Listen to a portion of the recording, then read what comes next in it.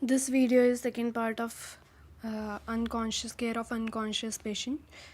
We have discussed about the care we have to give to the unconscious patient. जो हम unconscious patient को care provide करते हैं same है bedridden patients के साथ, but there is some difference between unconscious and bedridden patient. First of all, patient are of two types. These bedridden patients are of two types. Conscious भी हो सकते हैं और अनकॉन्शियस भी हो सकते हैं. ठीक है, पहले हमने सिर्फ अनकॉन्शियस पेशेंट्स के बारे में पढ़ा था. अब हम दोनों के लिए केयर डिवाइड करेंगे. First of all, planning care. Planning care में you will take care of patients hygiene, comfort, bed sore, back care, diet and food and exercises. All these things you have to look for. Okay, so first of all, hygiene में आप क्या क्या करवाओगे patient से? Brush करवाओगे. Brushing, अगर patient जो है अनकॉन्शियस है तो मैंने आपको बताया था जैसे कि ओरल केयर देते हैं, स्पेशल माउथ केयर जिसे बोलते हैं वो देंगे इसमें. नहीं तो अगर patient is conscious and do his a little bit of work, daily life activity, तो आप उसको ब्रश करने के लिए बोलोगे with providing assistant. Then bathing, hair wash, nail care. First of all, brushing with brush or without brush. Without brush में आपका artificial वाला स्पेशल केयर आएगा, स्पेशल माउथ केयर आएगा. Then bathing में आप असिस्टेड बाथ दे सकते हो और स्पंज बाथ दे सकते हो. Depends upon the patient condition कि पेशेंट जो है वो कॉन्शियस स्टेट में है, अनकॉन्शियस स्टेट में है, कितना एक्टिविटी अप्रूव कर सकता है. According to that you will decide for the patient. Hair wash भी दो टाइप से है, वॉश एट बेड बाथरूम और wash at bed side.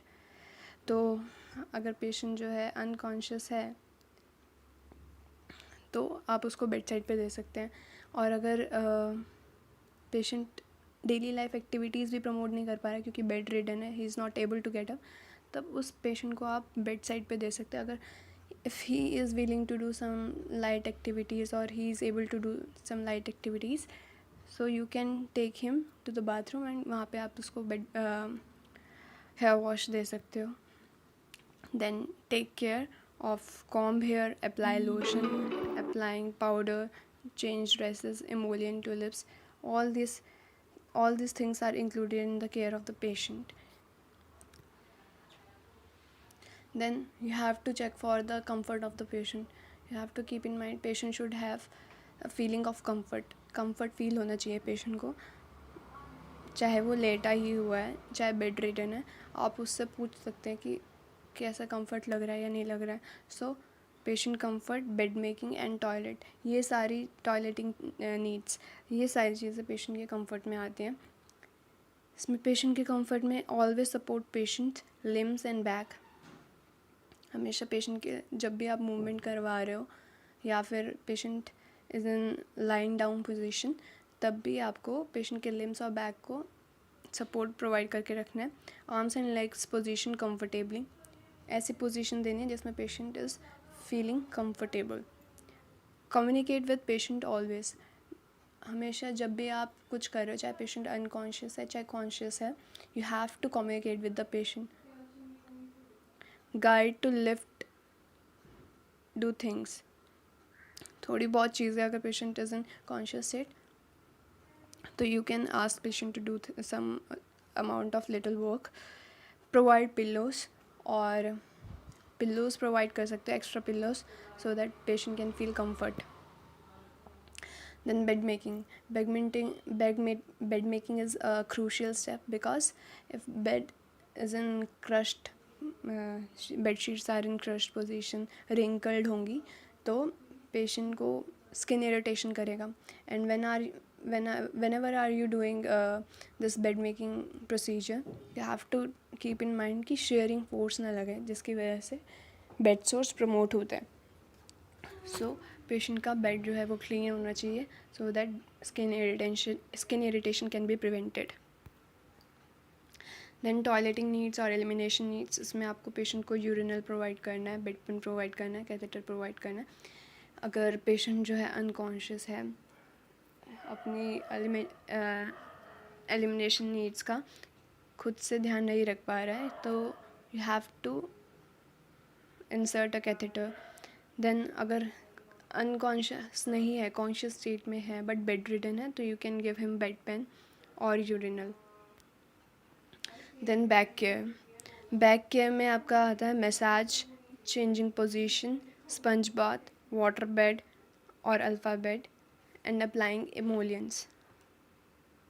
First of all massage में यहाँ पे कुछ स्टेप्स हैं. There are few steps in massaging, that is effleurage, friction rub, tapping, cupping, kneading and pressure stroke. These are steps. These steps, what they do, they provide comfort to the patient and provide blood circulation to the patient. Bony prominent areas और जहाँ पे आपका blood जो है, blood circulation stop होने के chances होते हैं क्योंकि आप पूरा टाइम बेड में हो, बेड रिडन हो, so you can not do movement.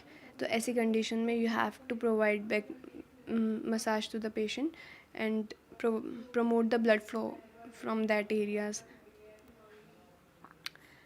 These are the pressure points. You can see all the bony prominent areas are included in this. If you are not able to provide proper care to the patient, to unconscious or bedridden patient, these signs you can see on patient's body because it shows poor care. क्या होता है यहाँ पे कि आपका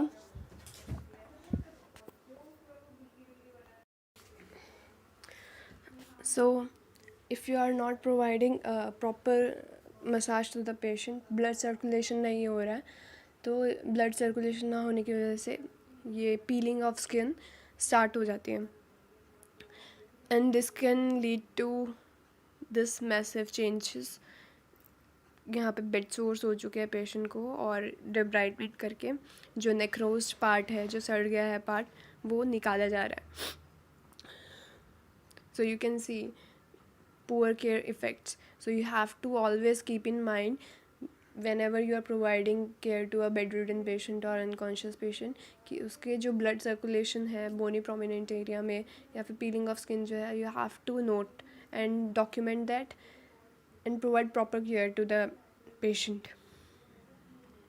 Bed sore dressing, what you have seen previous slide, these were the bed sores. So bed sore dressing भी की जाती है using betadine and stroke from inner to the outer because inner area is more cleaner and more sterile than outer area. So you will provide from inner to outer.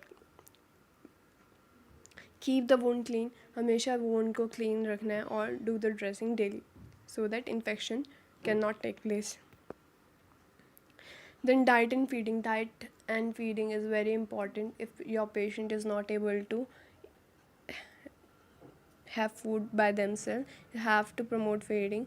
और आपको patient की like and disliking all these things you have to keep in mind. If patient is conscious and take his food by mouth, you can provide according to his preference.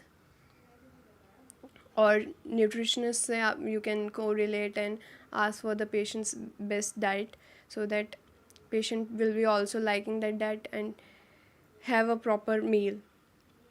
और अगर patient नहीं ले पा रहा है, unconscious state में है, सो उस टाइम पे आप NG tube feedings, gastro tube feeding या फिर IV इन्फ्यूजन और parenteral nutrition you can provide, जैसे कि हमने अनकॉन्शियस पेशेंट के टाइम में प्लान किया था.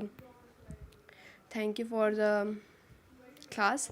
This was your care for the bedridden patient and rest of the part you can take from unconscious patient's care क्योंकि इन दोनों की जो मेन केयर है वो ऑलमोस्ट सेम है. So thank you.